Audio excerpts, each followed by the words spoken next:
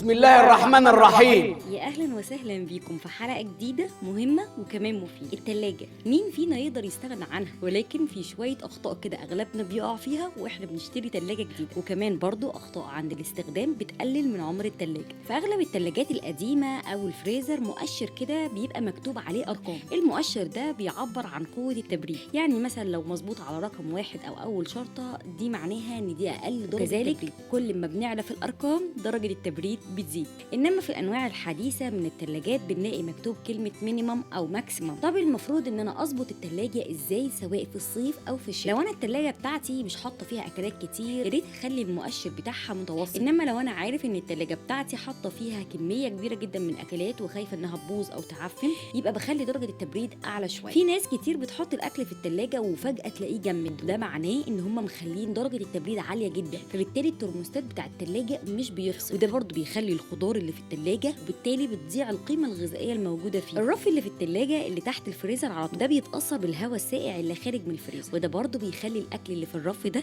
يجمد. لو انا بحط الاكل في الثلاجه ولقيته باظ مع انه ما قعدش كتير في الثلاجه، وده بيحصل علشان بنكون حاطين كميه اكل كبيره جدا جوه الثلاجه، يعني بالبلدي بنبقى مكدسين الثلاجه، وبالتالي ما بتلحقش تبرد الاكل، وبالتالي برضو اغلب الاكلات اللي جوه الثلاجه بتبوظ بسرعه جدا. مهم جدا كمان وانت بتشتري ثلاجه جديده انك تخلي بالك من السعه الداخليه بتاعتها. يفضل جدا انك تجيب ثلاجه ما تقلش عن 16 قدم، يعني السعه بتاعتها تكون 384 لتر، وكل ما تزيد السعه عن كده بيبقى كويس جدا حتى لو عدد افراد الاسره قليل. مهم جدا كمان انك ما تفضلش تفتح وتقفل فيها، علشان احنا بكده بندخل هواء سخن جوه الثلاجه، وكمان بنخلي الكاوتش الموجود في باب الثلاجه يبوظ، وبرده مش هيقفل كويس، والثلاجه للاسف هتسرب بروده، وللاسف برده ده بيقلل من العمر الافتراضي بتاعها. ولو انت مطلع بقى لحوم او فراخ وعايزها تفك، يا ريت تحطها في اخر رف الثلاجه علشان ما ينقطش اي سوائل على الاكل، وبالتالي الاكل كله يتملي بكتيريا ويبقى ملوش لازمه. وبكده تكون خلصت حلقه النهارده. استنونا في حلقات اقوى بكتير، وسلام عليكم.